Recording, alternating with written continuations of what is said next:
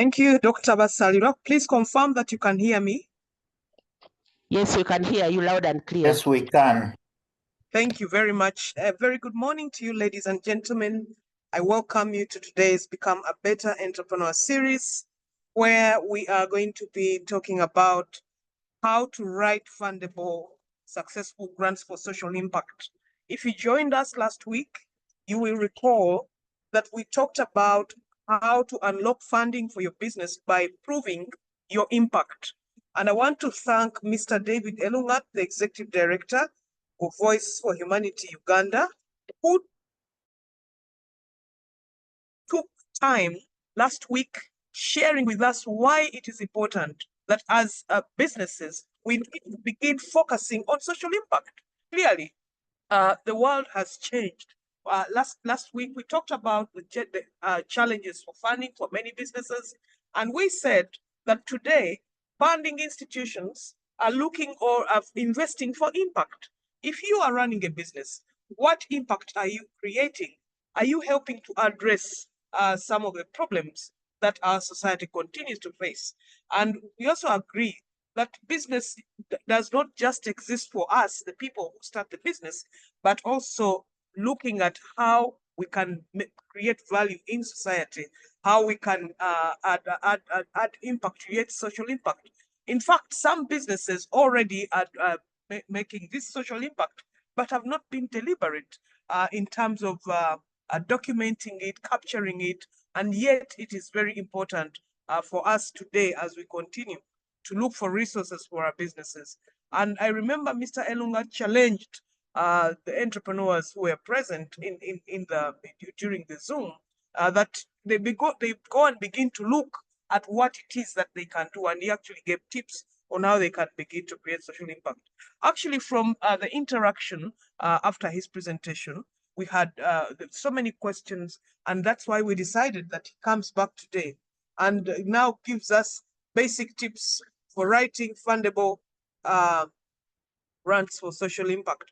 And let me just tell you a little more about Mr. Elungat, who was with us last week. He holds a Bachelor of Arts degree from Makerere University. He holds a postgraduate diploma in project planning and management in Lulu University. He's a founder and executive director of Voice for Humanity Uganda, which is a non-profit organization that works with refugee women, youth and children in Ajumani. He has over 20 years of work experience in the non-profit sector at top management level, having worked with Watoto Child Care Ministries as a counselor, Tutapona Incorporated as the head of programs, before he founded Voice for Humanity in 2016.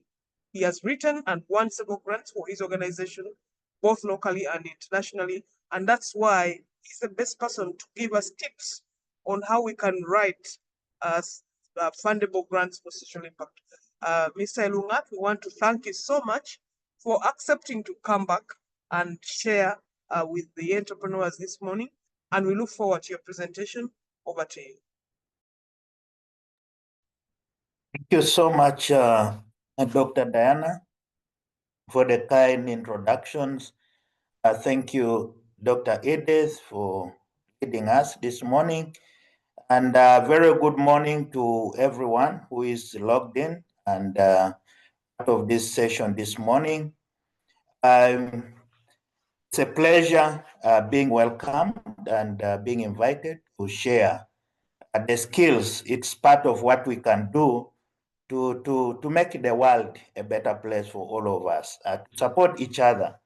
So it's always humbling to be here to speak and share the skills together so that together we can grow our enterprises, whether it is a business for profit enterprise or whether it is a non-profit enterprise.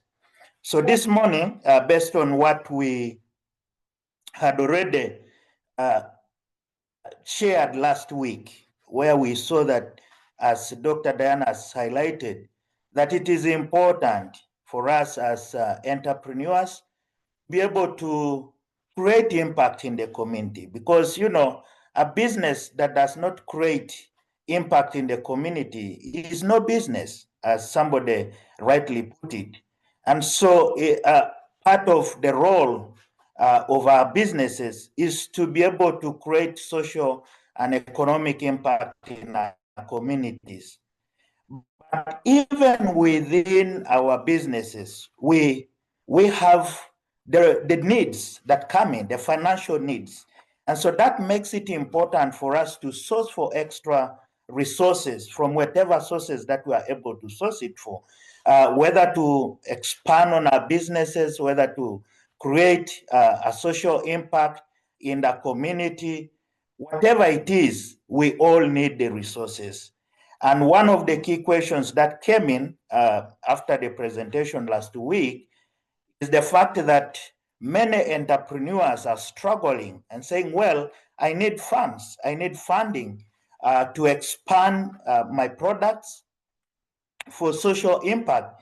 However, I do not have the skills to write this, to be able to write a grant proposal that is able to win the funding that I so badly need. And so this morning, we will just take a few minutes in the next couple of minutes to be able to explore some of the tips that we can, or skills that we need to have to be able to write proposals that are able to bring us funds. Because not every proposal, today in the very competitive funding landscape, where thousands of people submit applications whenever there is a call for proposals, what makes you as a standout is one of the key things that we are going to look into this morning. So Josh, if you may just go into the next slide, please. So when we talk about grants, what is it? What are we talking about? So we are saying grants are basically given, or funds that are given for a specific purpose. So grants, normally you get a grant either to solve a social, economic, or environmental challenge. Last week, people talked about education. We are teaching children in the community. We do not have funds to teach. Perhaps there is a gap in there, because normally donors give grants for you to solve a specific problem in the community. And that problem, it is you, the entrepreneur, it is you who has identified the problem and proposes the solution for it. And so the work of the donors is simply to support you with funds to be able to solve that specific problem.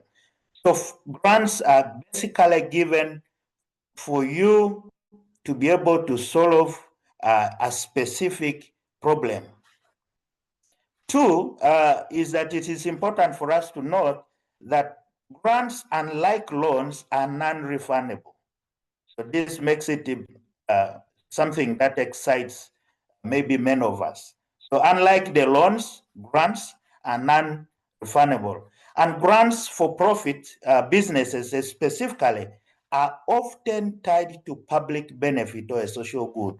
It is not just for business expansion. So when you're applying for a grant, normally for you to stand out and be able to benefit or to be able to get the funding that you're applying for, it must point out to the specific social problem that you are addressing. In other words, it must be able to benefit the community and not just generate,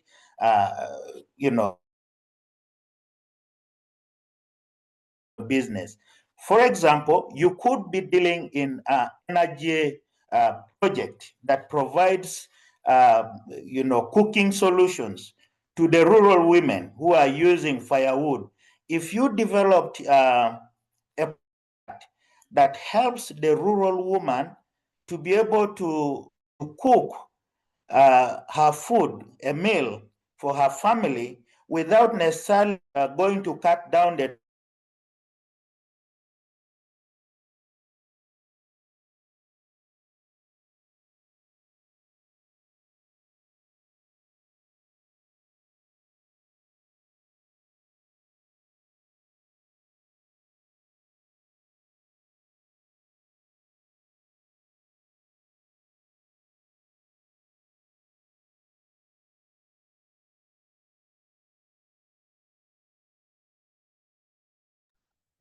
Looks like we've lost Mr. Elungat.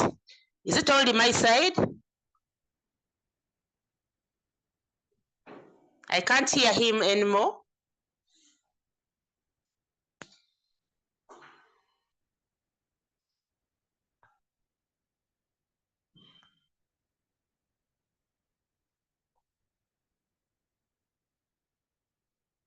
I think we've lost, oh, he's coming back. Sorry, my David, we had lost you? connectivity. Sorry about that. Okay. So why grants for profit-making companies specifically? That the third slide, Josh?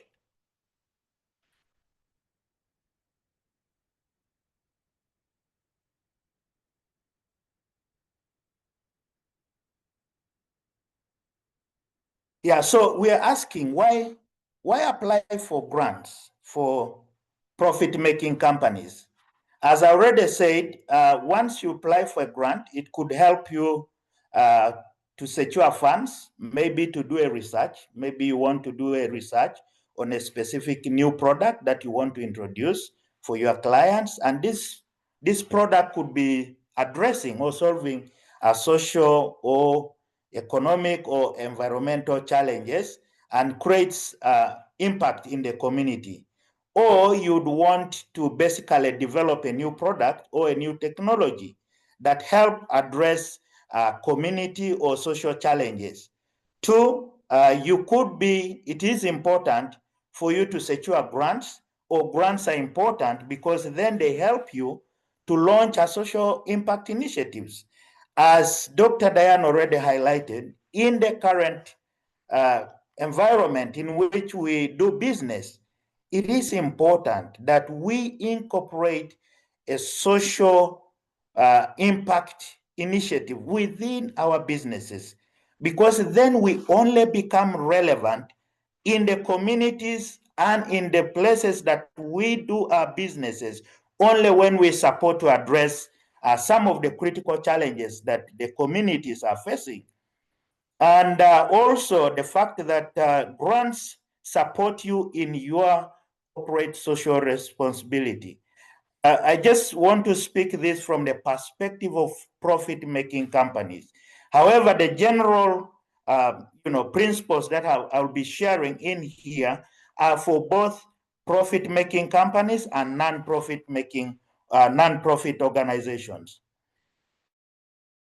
Of course, also grants basically help you to leverage on the new markets. Once you secure a grant, it helps you to enter the unserved or even create a product that addresses a specific social or environmental need. Next. Josh, if you could go to the next slide, please. Good. So, what are the key steps in grant writing? What are the specific steps that you need to prepare in preparing your grant? One, basically be able to identify a suitable funding opportunity. You are not going to be writing your grant to anybody, to anyone. You basically need to write your grant applications to specific donors that align to your goals, that align to your vision, that align to your mission, that align to your brand. So identifying suitable funding opportunities specifically for the project or the challenge that you want to address in the community is key. Number two, it is also important that you understand donor priorities and guidelines. As I said last week, alignment to the donor priorities is key. If you are, for example, undertaking a social enterprise in the sector of education, it is important that all the possible donors that you approach or send in your grant application are basically those that are aligned to what the social problem you want to address, to education. It would be a waste of time for you, for example, who is providing education service in the community and wants to teach children or even adults on adult literacy education program, to send in your grant application to a donor that is focused on health, on maternal health, for example. That would completely be a mismatch, and that way you can't stand any chance to win grant. So alignment is very key. So in preparing your grant application, it is important that you check and see that you align with the donor. Thirdly, please draft a clear project idea. Having a clear project idea gives you a cutting edge. What is the problem you want to solve in the community? What is your proposed solution? What have others, for example, done? And where is the missing link? How are you going to do what you are saying you want to do? What would you expect to achieve? What are the expected outcomes? How will you sustain whatever you have achieved beyond the funding, beyond the grant? So having this clarity right from the start, even before you write or even submit your grant application, is very important. And then develop your proposal first in a draft. It is important that you can draft basically follow the fact that you have a clear idea of what you want to, the problem you want to solve, how you want to solve it, the strategy, the expected outcomes, and the sustainability plan. Put it in a draft proposal. Sometimes I encourage that please share with someone else who could help you to be able to check it out, maybe proofread before you submit it. And then engage. Once you submit it, please engage. Where, again, I say there is a disclaimer here. Some donors would have very clear guidelines. Please do not write until we write back to you. I give an example. I think I lost paper funding because of that. After going through all the processes, I just missed one key guideline. Do not write to us making any inquiry unless we write to you. And I made a mistake. I followed it up. I asked, hey, where are you with the grant application? And that was enough to disqualify. But where it is encouraged, that's why it is important to understand the donor or the partner for which you are submitting your grant application. Please understand who they are very, very, very keenly. Do not just jump and write and submit your grant application and that's it. And then the next day you are following up after 2 months and you have not heard from them. You will drop into challenges. But however, there are those who encourage you and say, if you do not hear from us in the next 2 weeks or in the next 3 months, please check with us and know where your grant application is. Once you have been awarded, it is important that you continuously submit your reports as per the grant guidelines. So these are just key steps that you need in the kind of steps or processes that you need to follow before you submit your grant application. Next. So what is the general grant proposal format? Is there any proposal format at all? I want to say that unlike previously, where we, almost every grant application had a very clear, well laid out, format. And by then, people used to write 45, 50 pages of the proposals. Now, that is no longer the case. Every donor has their own formats and they have their own key information they want. Some grant applications are as short as 1 page. Others probably just want you to pitch up your idea and that is it. They will provide you with guidelines on what they want. Online applications nowadays are common and very few exceptions where they provide you templates. So in other words, basically there is no clear format that you need to follow and say, okay, this is the criteria from this question to the other one, to this one, to the other one. No, every donor has its own format and the information that they need. However, there is general information that we'll look at later that every grant, every donor will need from you. That is the information that you need to have overall, because no matter the format, they will bring you their application, whether it is online, whether it is a template, there is key information that every donor will need from you. So I'm saying overall that there is no uniform format. However, there are general information that each donor will always ask. And that is the information areas that I want us to look into. Next.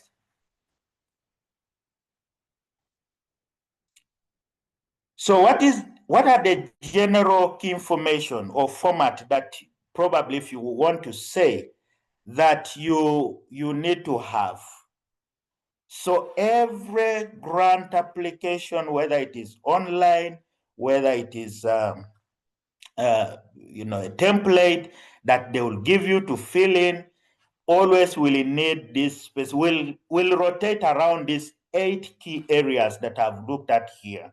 And I just want to take you through these 8 key areas because this is the core. This is what makes you either successful or unsuccessful. The way you present this information in these areas is your key or your padlock, depending on how you present it. Number one is the project summary. Every donor will just want you to give them a summary of your project. And I can tell you that most donors make decisions at this level. They just look at your summary, project summary, and they are either onto your project, they are either attracted to your project, or actually they are put off. So this you want to make sure you are precise, because normally they can give you word limits and you need to pay attention to that. Or even basically there are limits that they give you, there are guidelines that they will provide to you. So if they say no more than 200 words, you must provide this summary. And this summary is a whole capture of your project in entirety. It answers questions to do with what? What is it that you want to do? What is the problem that you want to address? Why? Why is this problem persisting? So if you are talking about what is the problem? What has been done to solve this problem? By who? And why is this problem that you are talking about persisting? Who are you going to do this? Who do you target? Who are you targeting? Who is your target audience? Who are your target beneficiaries for your project? Where will you implement this project? In terms of location, it could be a sub-county. If you talk for us who are right now in Ilera, we are in Ogur, you could say this project will be implemented in Ogur, sub-county.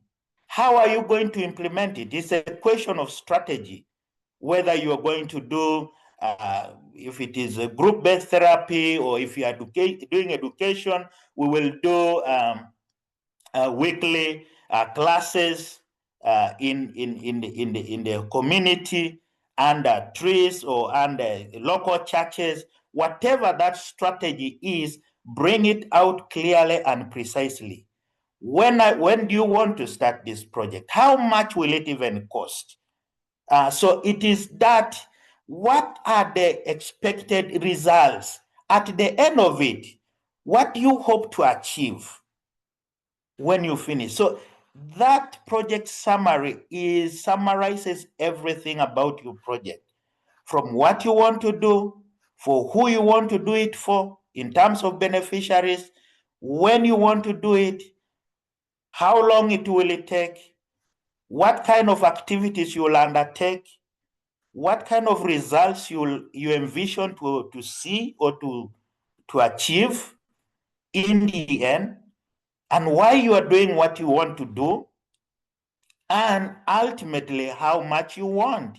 All of that will appear there, and how it will be sustained, how the results will be sustained. So all of that should be captured within your project summary. Once it is clear, precise, to the point, understand, very easy to understand without using jargons. Sometimes we think that we should use jargons in our proposals. Nobody is interested in your, good English. Simple, precise English is a tick, provided it is very clearly presented. And then the second component, or the second area that you need to prepare, that every grant application will definitely focus on, no matter the format it will be brought in, no matter the arrangement, is the problem statement. Because this is what the donor is giving money for. And it is the reason for which you are proposing what you want to do, because there is a problem. And this problem must be evidence-based. You're not just going to do, so many children are out of school. How many children are we talking about? Who has documented that number of children? Can you prove? Where did you get your statistics, for example? So do not just talk about general problems. There is a problem of cholera. Many people are diureting and others are dying. How many are dying? In what period? If I have to say, actually, 10 people die every day. Who has documented it? Where can the donor refer to? Can you give reference? And maybe you could also point out in the problem what has been done, because you are not the first initiator of what you are talking about. There is someone who has done something. For every problem, there has always been a solution before. However, what makes a difference is that there is a gap that you have identified, that you want to fix that gap. And that's where innovativeness comes in, where you're saying, whereas this and this has been done, whereas, for example, the government has established a primary school at every sub-county, the nearest primary school in my village or in the area where I intend to provide this implement this project, is 500 kilometers, so 50 kilometers away.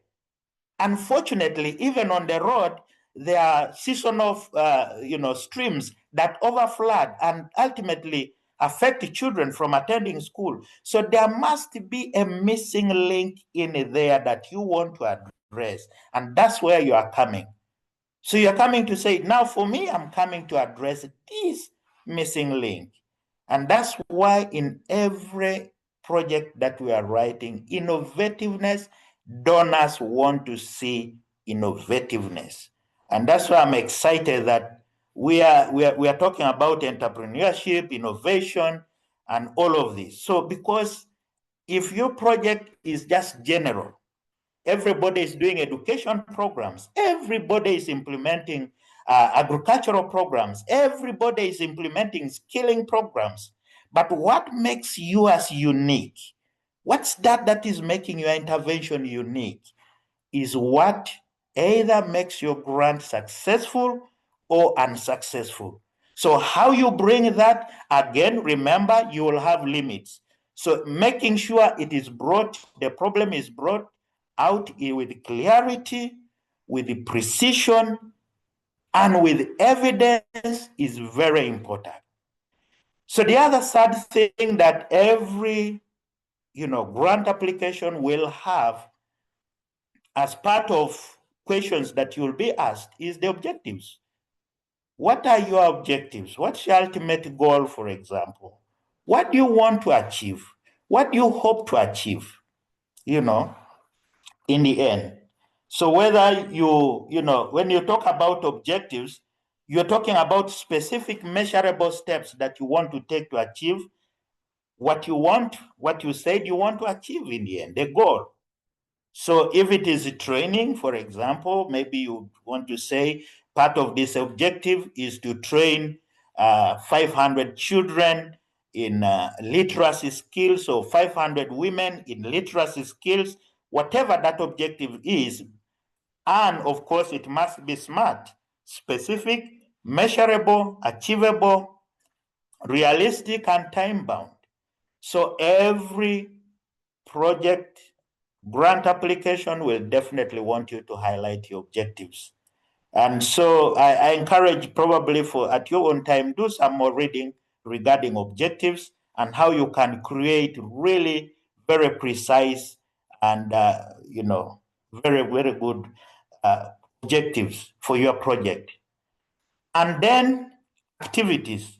As you know, activities feed into the objectives. For you to achieve your objectives, what is it? What are the different tasks that you will be doing to achieve? For example, weekly trainings, we will be conducting weekly trainings lasting 2 hours, or we will be distributing books and stationery to the children on weekly basis or termly basis, whatever. So those activities, you must be able to have them. And of course, it is these activities that help you to address the problem that you have identified. The other aspect or component of any grant application that you must prepare for is what is it that you expect to achieve? What are the expected outcomes? What sort of change, whether short term or long, medium term, you envision to see happening? Maybe change, increase, maybe change in literacy levels, and increase the number of children being able to read and write, perhaps. What if it is in education?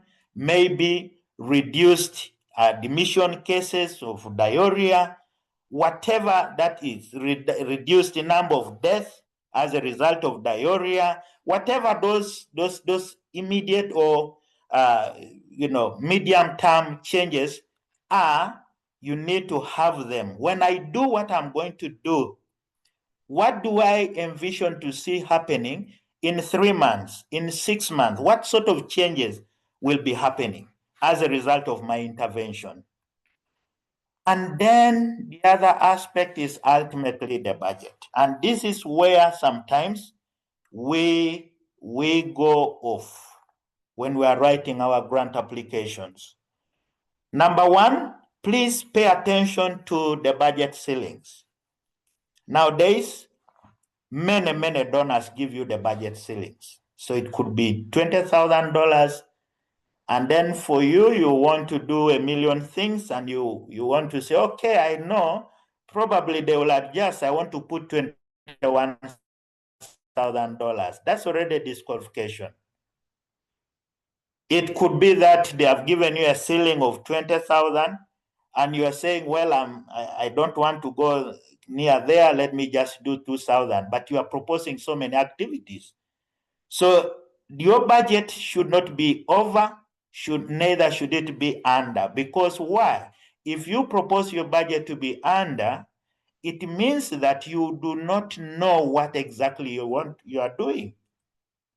Because if you have proposed your activities, distribution of stationery to children, daily trainings of children, and that involves the transport and whatever, providing meals to children, and you're saying you need only, and you've proposed that you will reach out to 100 children, and you're speaking of using $100, I think that will raise so many questions. So your budget should be delivered in what I would call value for money. It should reflect value for money. Whatever you're proposing to do, and the budget and the budget attachments to that must be realistic. Sometimes you find somebody saying, transport, car hire $500 per day. Well, it is true that car hire is $500, but remember, donor, you're not the first person for donors to support. And maybe even in your location where you're proposing to do what you want to do, there are other beneficiaries who have gotten from the same donor, and they already have information about the transport costs or the vehicle hire cost in your location. So you're saying $500 or 2.5 million shillings per day, and yet the actual on ground is actually maybe 200,000, you will have disqualified yourself. And so this will raise a lot of questions on the genuinity of your intervention. So ensuring that really you propose or draft your budget in a way that reflects highest level of honesty and integrity is very key, as somebody has put it. So this is very, very, very key. And then the other component that will definitely be there is on the sustainability plan.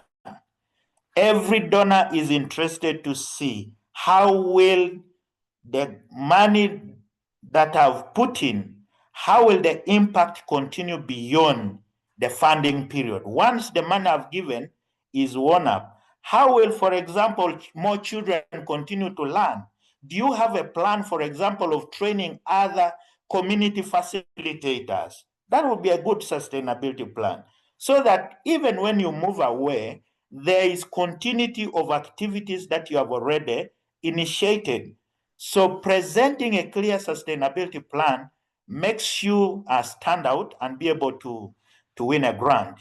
And then ultimately, you need to be able to prepare the monitoring and evaluation. How are you going to track your impact? Being able to remember last time I shared with you that every donor out there is looking for documented. Can you clearly document your impact? The results that you are registering in the community in terms of the number of children that you have reached, can you be able to document and have it? How can you monitor it? How can you monitor the progress of your project is very, very, very, very key. This could be done through either you will have, weekly or bi-weekly field monitoring visits to just check, are we on track? Is everything that we are doing going according to plan and according to what we propose that we will do? Maybe you can do a baseline assessment, determine where is the situation now, and then you will use that to be able to see changes over time in the 2 months, 3 months, 5 months. So, and then at the end of the project, you should be able to do what we call inline evaluation. So that's very, very key. So precisely what I've provided here is the center of what you need, the information you need to have, irrespective of whatever format that the donor will give you to present the grant application. This information will always be asked. You will always find it. It may not just be in the chronology that I've given in here, but you will find it always asked. And so this is very, very important that you have this understanding, and this is what makes you a tick. Once you have this in clarity, you have a tick, you win or you lose, depending on how you present this. Again, please pay attention to the guidelines given, even as you provide responses to these questions. Josh, next slide, please. Josh, next slide, please. Yeah. So some key points for successful grant proposal writing. Alignment. I just want to bring this again. Alignment with the donor is very key. Is your vision, mission, programs, is what you're proposing, whether you are a profit-making business, are you aligned to what the donor is interested in. Every donor, whoever started whatever donor organization is in there, has their heartbeat. They have something that pushed them to start whatever they started. And for giving out money, everybody is motivated to give out their money. David, kindly plan to summarize. Summarize. Thank you. Summarize in the next 3 minutes. Okay, thank you. So clear and evidence-based is very important. You present whatever you're presenting with clarity and with evidence. Demonstrate impact is very key. Value for money, as I already said, evidence of demonstrated capacity to implement and track, document, and report project impact is very, very key. Next slide. Next slide, please. Why grant proposals fail? Again, it's just repeating, rotating around in that. Non-alignment. A copy and paste. I think that's a syndrome that I call it a copy and paste syndrome. You copy what others have written and you think that that applies. You know the problem in your community. You know the problem that you want to address. So do not just copy because it resembles, oh, this one has won and I want to copy this and paste. It's never going to be the same. What worked elsewhere was for that location or whatever it is, or for that particular institution or donor organization, and does not work here. Ignoring donor guidelines, over and underestimating budget, focus on business profit only and not on social impact, and then submitting late and incomplete applications. These are some of the reasons why our grants do not get funded. Next slide, please.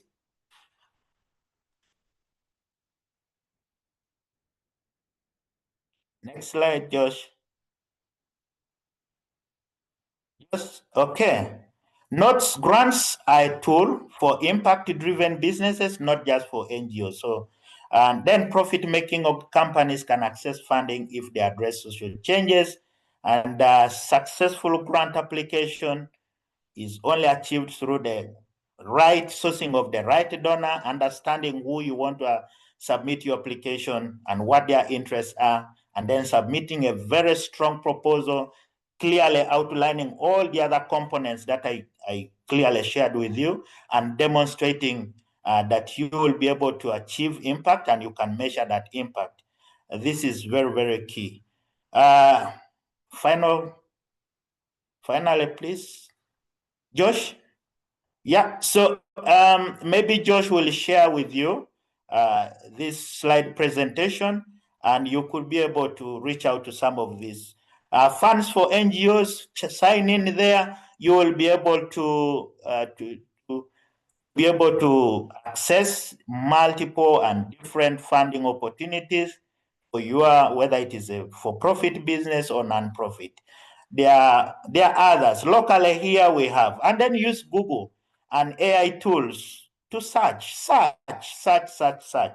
And so I say question, how do you, map out? Again, map out based on who are you? What is the problem you want to address? And then look for potential donors that align with the proposed solution that you want to undertake.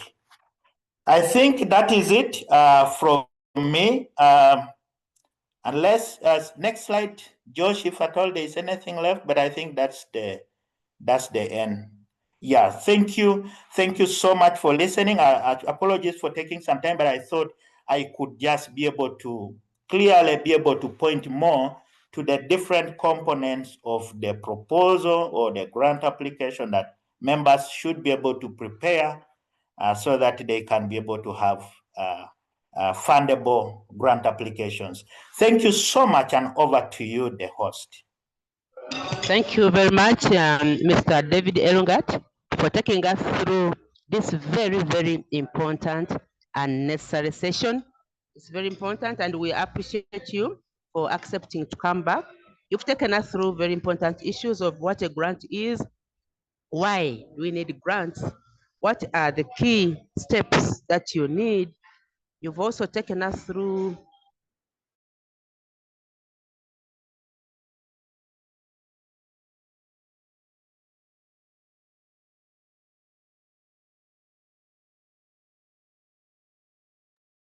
Edith, we are not hearing you.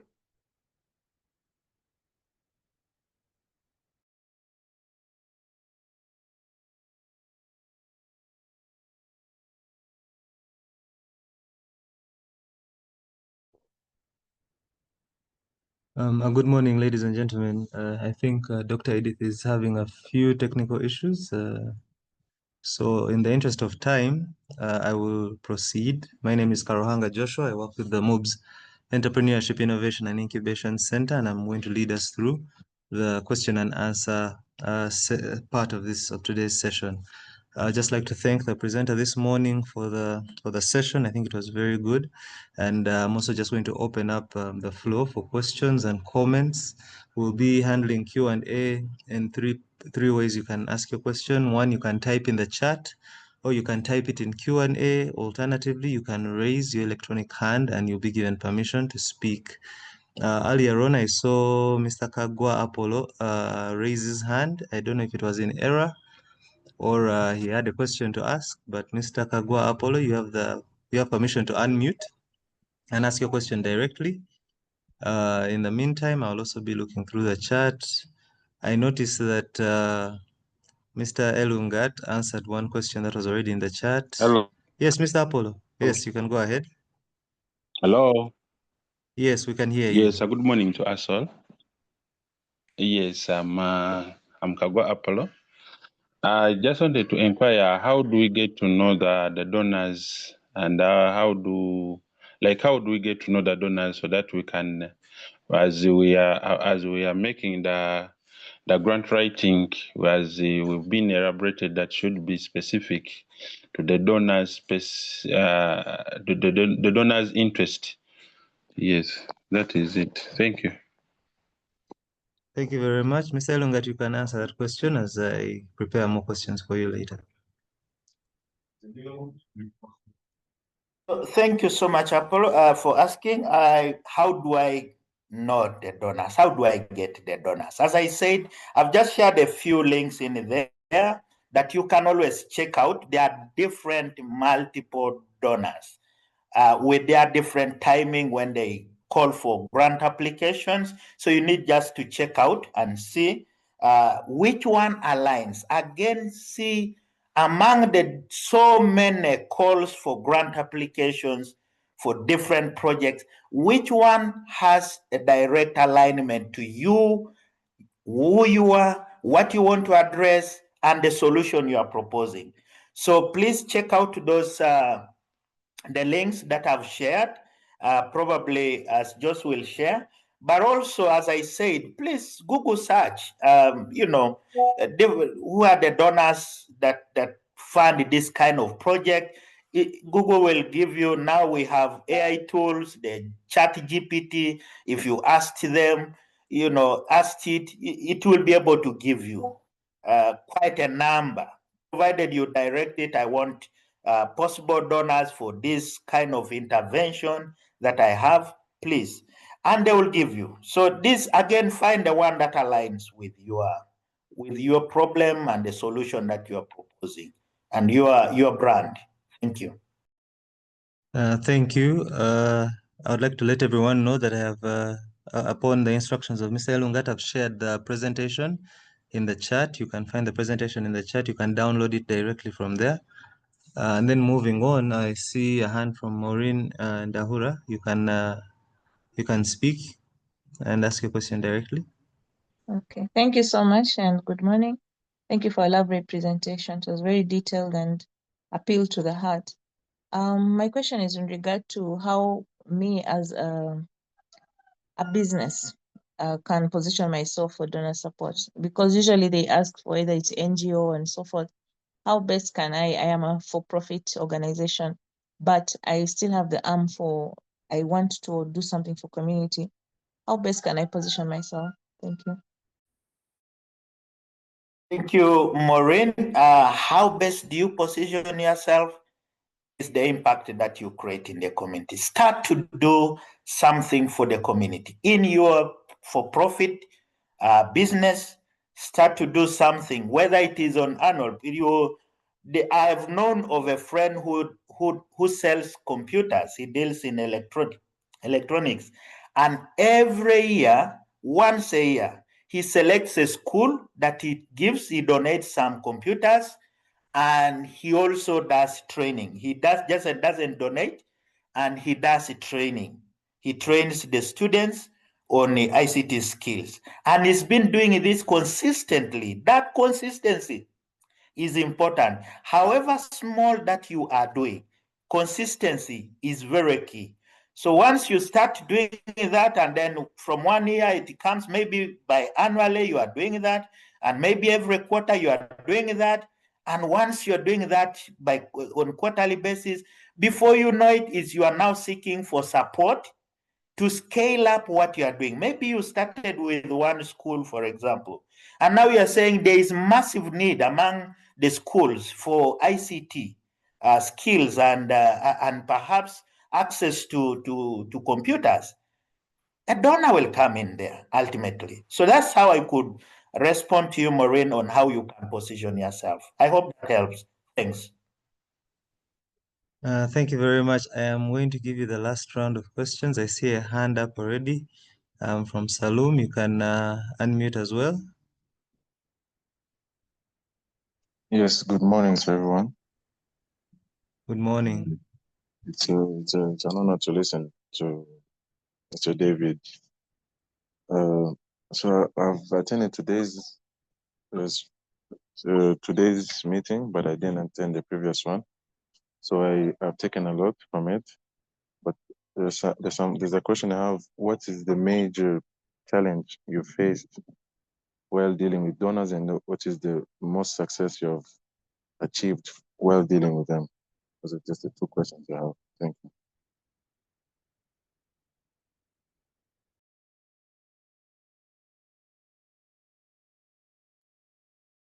Yes, Mr. Elungat, are you able to answer that? Are you on? Yeah. So Salome is asking what's the challenge that I've faced with the donors, and what's the success. I think maybe, I don't know if you'd call it a challenge, but donors are very demanding in terms of accountability, which is a good thing, but other people find it tiring. But also the other challenge is unpredictability in the current donor space that we have. You're not sure, will I be able to get the second round? Maybe you secure the first one. Will I be able to get the second round of funding, third round of funding? Is there continuity? And so this probably are some of the challenges I could point out. But the success is that once I have been able to retain most of my donors, most that I've gotten over a period of time, especially making sure that I get not just once, but twice, 3 times of funding. I have donors that I've worked for over 5 years with, and that is coming because you follow the grant guidelines. Once awarded, issues to do with the reporting, documenting your successes, and sharing accountability to the highest dot. Very key, and that really puts you to the top. Thank you very much. I'm going to give you the last round of questions, and then we close Q&A. I'm going to start with a comment from Sheila Kasuja, who she just gave a comment. Actually, a comment on why you lost the funding that time, that maybe the funders had another proposal they were interested in to fund.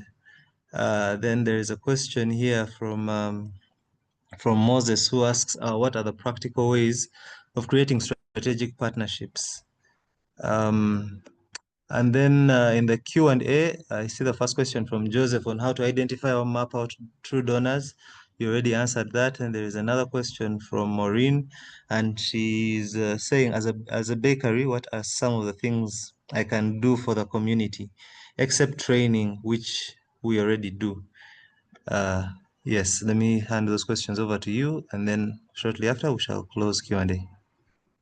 Strategic partnerships. How do I get strategic partnerships? I think joining associations, groups are very key.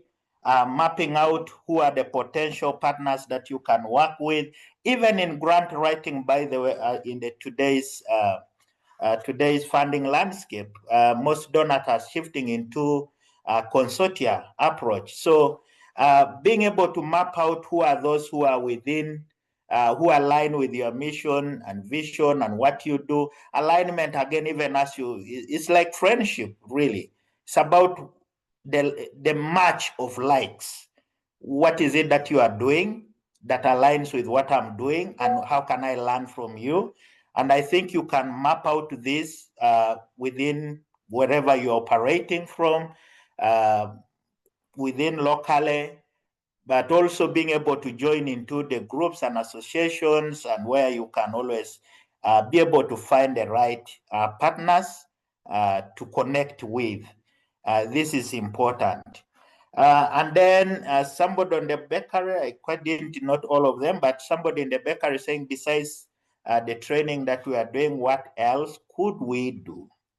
What else could we do? I think that it's within your powers to be able to assess within you as a company, what are your strengths? What is it that you have that you feel you haven't offered yet? I can't precisely be able to tell you do this, because then it comes from your strengths. What is it that you see as your strength? And you could be able to share it out with others in the community.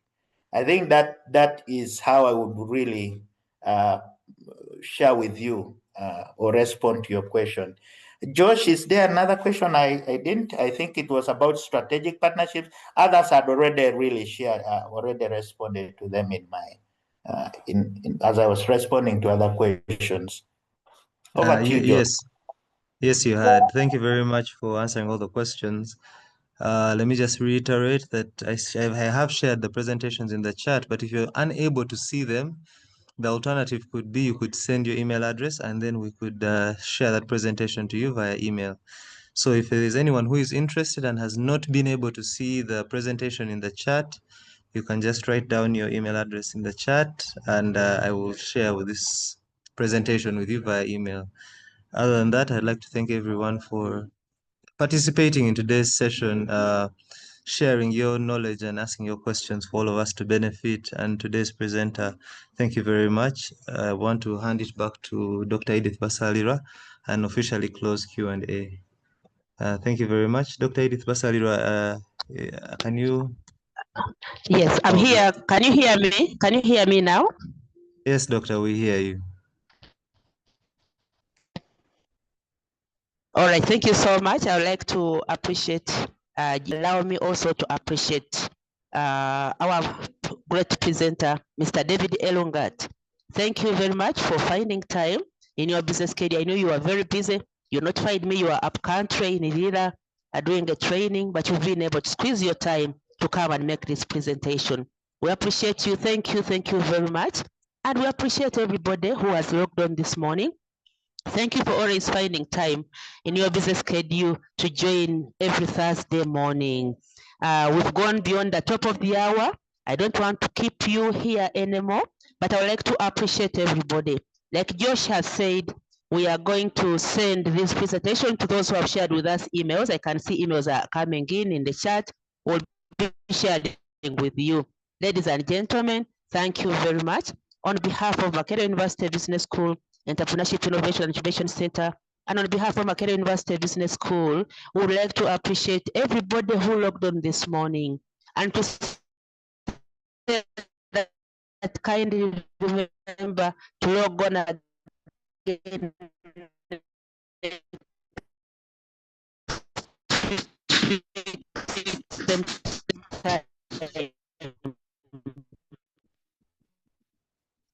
because we'll be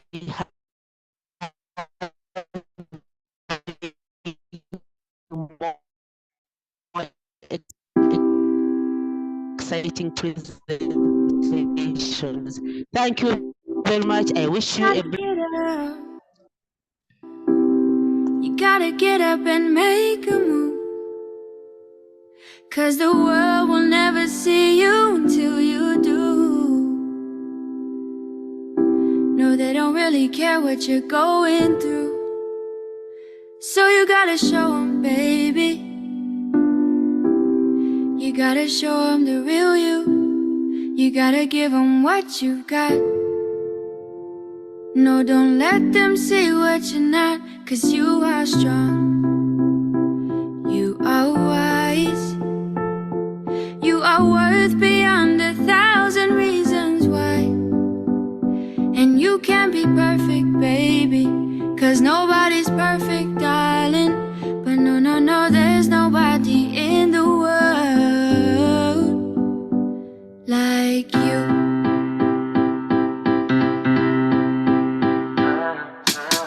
What do you do when you can't let go? What do you say when you just don't know how you feel?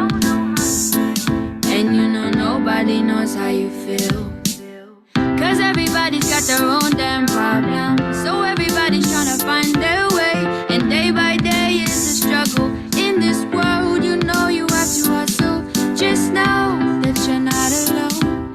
You don't always have to be strong all by yourself. I said it's okay to ask for help. Now listen, people will find you, but they don't define you. And you will find people who help redesign you. People will find you, but they don't define you. And you will find people who help redesign you. You are a work of art. Bet you didn't think you'd come this far. Now here you are. Baby, you are strong. You are wise. You are worth beyond 1,000 reasons why. And you can't be perfect, baby, 'cause nobody's perfect, darling. But no, no, no, there's nobody in the world like you.